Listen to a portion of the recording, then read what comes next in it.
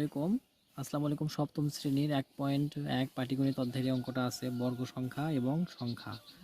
এখানে বর্গ সংখ্যা একের বর্গ কিন্তু এক, 9-এর বর্গ কিন্তু 81, 11-এর বর্গ কিন্তু 121, 19-এর বর্গ কিন্তু 361। সো এখানে বলা আছে, দেখেন, কোনো সংখ্যার একক স্থানীয় অঙ্ক 1 বা 9 হলে ওই বর্গ সংখ্যার একক স্থানীয় অঙ্ক ড্যাশ হবে। আসলে কত হবে দেখেন, কোনো সংখ্যার যদি একে যদি বর্গ করি 1 হচ্ছে, 9-এর যদি বর্গ করি 91 1 হচ্ছে, একক স্থানে কিন্তু 1 হচ্ছে। আবার দেখেন 11-র যদি বর্গ করি একক স্থানে কিন্তু 1 হচ্ছে, 19-এর যদি বর্গ করি 1 হচ্ছে। এখানে বলা আছে কোনো সংখ্যার একক স্থানীয় অঙ্ক 1 বা 9 হলে ওই বর্গ সংখ্যার একক স্থানীয় অঙ্ক কত হবে। ওই বর্গ সংখ্যার একক স্থানীয় অঙ্ক কিন্তু একই হবে, একের বর্গ করেন একই হবে, 9-এর যে কোনো সংখ্যার সাথে 9-এর বর্গ করেন আমরা একক স্থানে কিন্তু একই পাবো।